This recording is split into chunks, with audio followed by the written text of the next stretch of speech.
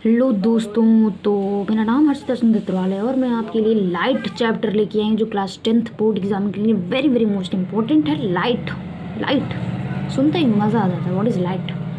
तो light is energy. आप देख रहे हैं यहाँ पे लाइट इज़ एनर्जी लिखा गया है, ठीक है। और इंग्लिश वाले देखें, सॉरी हिंदी वाले देखें कि प्रकाश ऊर्जा वह रूप है, सॉरी प्रकाश ऊर्जा का वह रूप है। अब आप बोलोगे मैम कि ऊर्जा का काहे रूप है? देखो बच्चों, ऊर्जा का रूप इसलिए है क्योंकि हमें प्रकाश कब मिलता है? हमें प्रकाश से ऊर्जा मिलती है। कभी कभी जब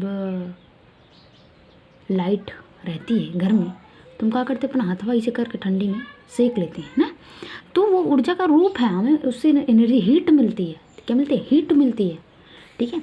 तो प्रकाश ऊर्जा का वह रूप है जिसकी सहायता से हमें वस्तु दिखाई, सिंपल डिफिनेशन है, कुछ नहीं करना, बस उस जिसकी सहायता से हमें वस्तु दिखाई देती है।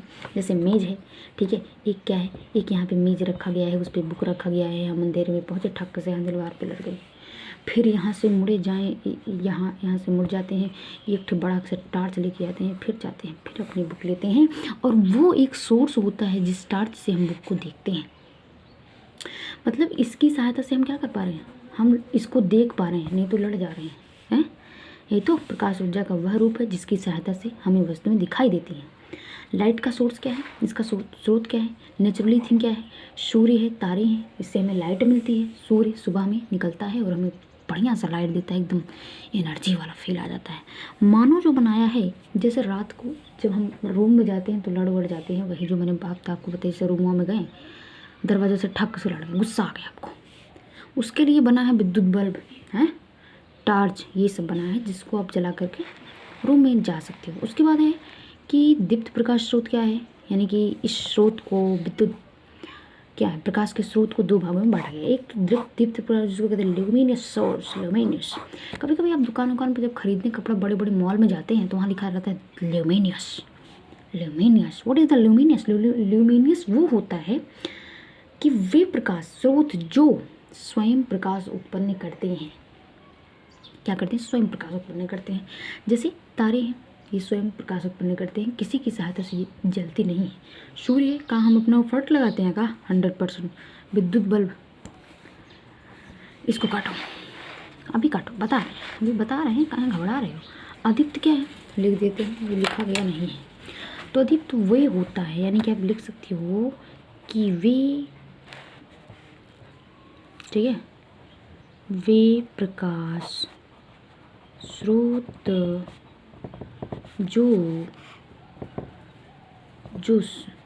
स्वयं प्रकाश उत्पन्न नहीं करते हैं बल्कि दूसरे की सहायता से उत्पन्न करते हैं। जैसे ध्यान सुनो, हमारे पास लाइट है, विद्युत बल्ब में लगाया, इस लाइट को चार्ज किया तब जाके हमें लाइट देगा, वरना लाइट नहीं देगा।